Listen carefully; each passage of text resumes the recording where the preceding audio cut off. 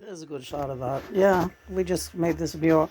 I should say John made this mural. He picked hand selected the photograph, and it was I never noticed it before, but there was a no parking sign right over their heads, street sign, and John made sure that it was shown. And you want to talk, so I'm just going to let you go on this. I appreciate that. Okay. I know you're having a bit of a struggle today, and I'm going to make this really simple. I can't help but notice in this current tour that May is on, touring the same dozen or so photographs that the only ones that she has of us together. She's milking it for all it's worth, but here's the other thing. Her behavior and the things that she says about Yoko and the things that she says about me being weak and controlled, and Yoko being controlling and a lunatic puppeteer with my life and with hers. Fungi there.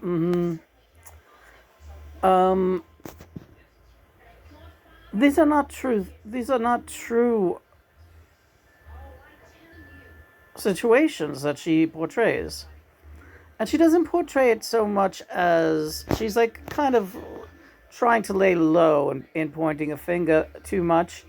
But I see her in these interviews taking a real glee when the interviewer is nasty about Yoko. A lot of interviewers, a lot of people who choose to interview May really try to get her to talk shit about Yoko. But May just sits there like the cat who ate the canary, like, well, you know, I could tell you, you know what Yoko was about. I won't say any more. Yeah. This one is very conniving. This one here is very conniving.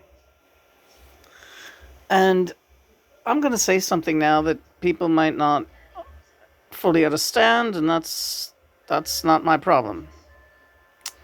Yoko and I only ever had May's best interests at heart. We misjudged the fact that she would be able to cope with the situation that we presented her with in being my mistress, temporary mistress. It was always made clear to her. I'm not leaving Yoko. Yoko is going to be calling every day. She's my wife.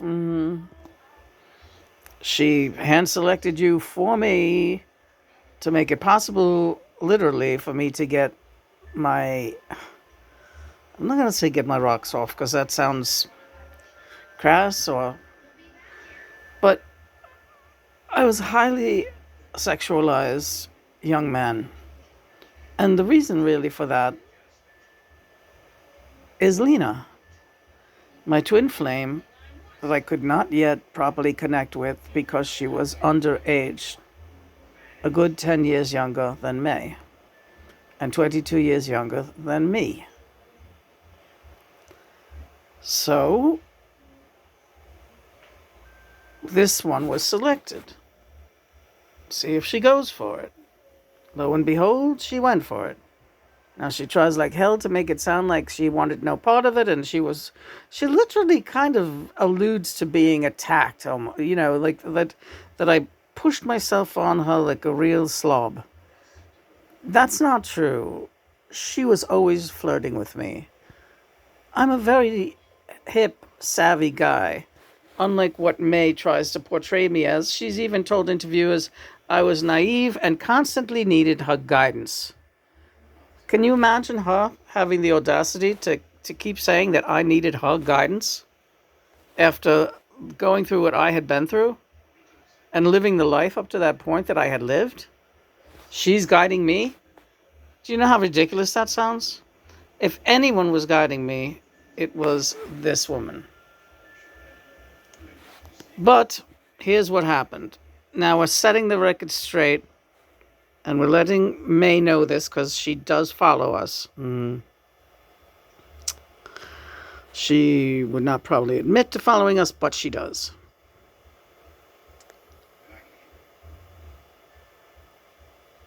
It soon became apparent to both Yoko and myself that this one was going to get really hurt if we didn't end this thing sooner than later.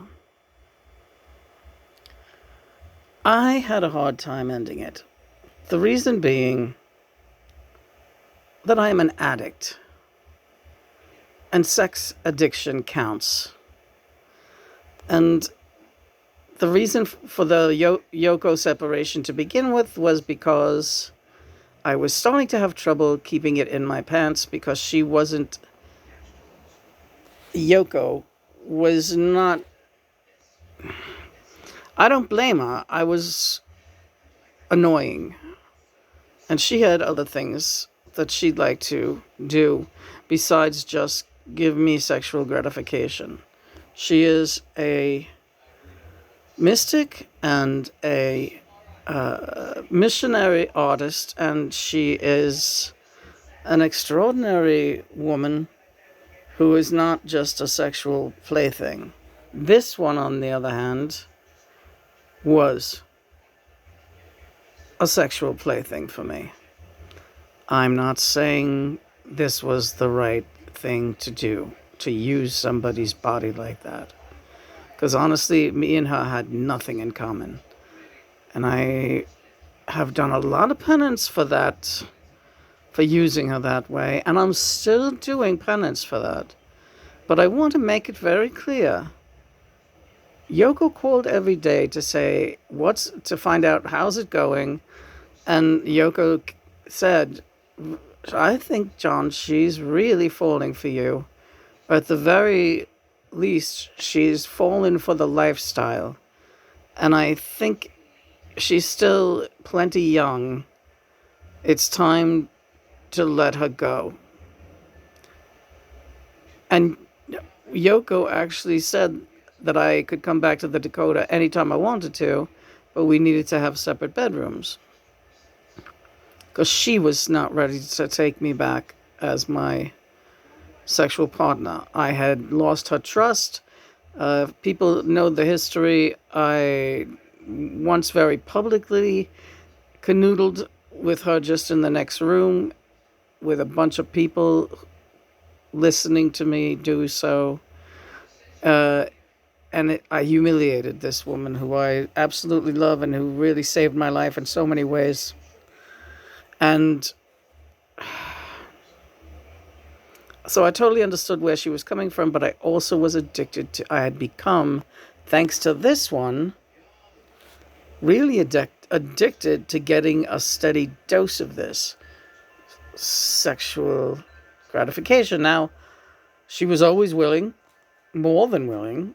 In fact, I dare say she really pushed for it because it made her feel like she had the upper hand the more sex we had. Yes, I'm talking about you, May. And you know that too. But you also know that I said to you many times, this is not working out. We're going to have to call it a day on this pretty soon. But again, my addiction to the physical aspect of having a easy to access body, it's the only way I know to put it. So yeah, I could be a sweet guy and I could be nice to her, but I also would take out a lot of anger on May too, because in some ways I felt that she was controlling me, and there's nothing I hate more than feeling like someone is controlling me. This woman never controlled me. Yoko never controlled me. She clued me into what was happening in the whole situation, but I had to regain her faith that I would never humiliate her again. And it was getting to the point where we knew we'd made a mistake with May. She was going to get hurt. It was obvious she was going to get hurt. It was just a matter of not wanting to drag it out. So many times, if you read her recollection, May's recollection, It really makes me sound like adult, an out of control weirdo, and kind of a pervert in a way, and somebody who has no common sense whatsoever. I was really being compromised at that time and realizing that I made a bad mistake in getting her involved. Yoko knew she made a mistake too, and then it just became me and Yoko talking to each other every day, trying to figure out the damage control. May, you know in your heart that this is true. Why are you perpetuating that Yoko controlled me and I went in for brainwashing? The final straw was Yoko called me and said, "We're going to have to act soon. If you're not wanting to hurt her, and if you want to continue a relationship with her, I will give you a divorce, John." I did not want that. I was like, whoa, whoa, whoa, wait a minute, right? This is not how we said it was going to be. And Yoko said, well, I really don't want to hurt her. And if I, as a woman, seeing what this will do to her as it is, if you leave her today, it's going to be bad. It's not going to be good for her. But it's better than if you buy a house out on Long Island, which is what you were thinking of doing. Let her move in and become a real housewife for you with her own little house there. You're not going to be able to come back to me if you do that. Again, I will give you a divorce, but you have to make up your mind because she really wants you bad. John, I love you, but I'll survive if you decide that you don't want me. She stands more to lose than I do because you're the closest she will ever come to this type of experience, this type of greatness. And let's face it, John, you're charming and you're very good in bed, and she likes the life. I'll say it again. She likes the life. She loves being around celebrities. She loves wearing fancy clothes. She loves going to events with you.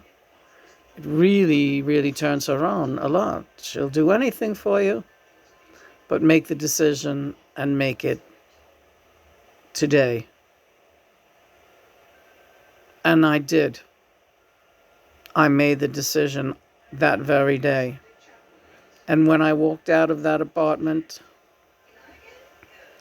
I knew that I would not be going back. I let her think that otherwise, just so I could get out. I was sort of a coward. I wanted to avoid a scene because I knew if I said, look, I gotta leave now. We gotta end this now, and it's over. May would have had a stroke, and I didn't want anything messy like that. She was going to have to do this on her own. And I'm sorry it turned out that way and that you're so unhappy, but you had your whole life in front of you. You really, truly did, May. And to be honest with you, you could have done many other things with your life. I've said that before. But I pretty much figured that you would be doing what you're doing because Yoko was right. You can't let go of that. That became your raison d'etre, a reason to live, being my mistress, and subsequently bad-mouthing Yoko and myself, and trying to make yourself feel better. You want the world to say, oh, you're wonderful, May, I love you. Enough people do, so that should be gratifying. But I'm telling you, you know that what I say is true. And I just wanted to talk on it.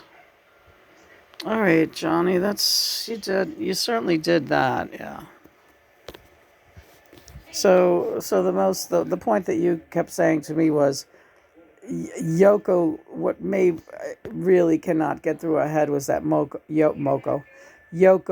was doing everything Yoko did after a time was first for me, right, John, and then this is Lena just recapping, by the way. So and then at the end of that thing, it was really for her. Yoko had May's interests in mind because she knew it's going to be terrible. As she said to reporters back in the day, how do you feel about the mistress that you set John up with? Now he's left her.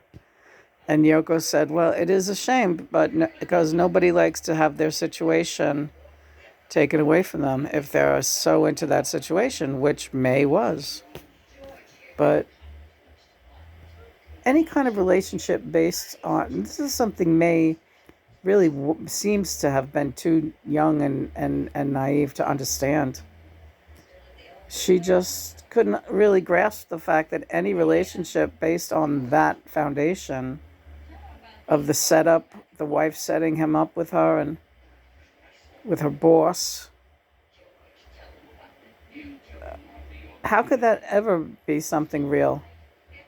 She goes out of her way to tell everyone it became real. That's the thing. Yoko was probably really mad because and jealous because she never knew it was going to be real, but it became real and he loved me more than he loved her, but she brainwashed him, and that's why the only reason he went back was because she totally brainwashed him. He was a zombie. She's lying to make herself feel better. And John, you have said that to me many times, but and I thought we were done talking on this, but it does. I can sense you feel a little bit lighter in spirit right now. I do because she needs to know how I'm feeling. Also, all the interviewers out there, they're starting to pay attention to our channel. So I want this to be the next video that is posted because you're going to get a lot of traffic now of people taking another look to the fact that you're channeling me and I have some information to share about my life. No one can talk about my life better than I can. She certainly knew very little about me, very little. You know, like we said, it's the same 2 points of the interview. I liked blueberry pancakes at IHOP. This is what she tells everybody constantly. I liked hot and sour soup from everything is like that, and I liked fucking a lot. And yeah, I'm being crass, but that's really all she ever talks about. Oh, and I needed to have a better relationship with my son, and da da da da. Thanks to her, it all came true. That's a lie too. That's a lie too. I had some issues with it, but she was again very controlling, and she was very insistent. And I have to say, it's for this reason and this reason alone. And this is not to say she's not a nice person doing it. And I'm very happy that my son got to know how much I loved him, Jules. But she had a purpose for doing that, and the purpose was to ingratiate herself with my son, and to ingratiate herself with my ex-wife. She calls them her family. She calls Julian and me and Cynthia her family. The girl never acknowledged the old woman now. She never acknowledges her own family. She barely acknowledges that she has 2 children and that she was married for a time to Tony Visconti, record producer. She like just doesn't. Those are non-issues for her. She just wants to talk about the same 9 photographs that she took of me, and the fact that she's responsible for all these wonderful things in my life that never would have happened without her. Also, she talks about how the fact that that I was thinking of writing with Paul McCartney again was all up. That it was her mission, and she was making that possible. That's not true either. So you see, she does not tell truth. She tells half truths or out and out lies, and nobody thinks to second guess her. And another thing is, I really think that it's because they all just think that she was like this cute little, young girl. Everyone was titillated by the fact that Lennon was getting it on with some young chick, and I can't understand why they would think this was so much better than that, but a lot of people are very into ageism and the preference of youth over fascinating persona. So again, yeah, we can wrap this up, Lena. I just want to say I would like it if she would stop being such a gavoon in these interviews. It's not attractive. It brings out the worst in people. And you know what, May? It's bringing out the worst in you. You need a lesson in social etiquette. You need to find somewhere the balance of knowing what is appropriate and what is inappropriate. My sex life with you was nobody's business, regardless of whether I died or not. It is really one of the only things you can really find to talk and speak on. And why everyone thinks that's the most adorable thing in the world, I have no idea.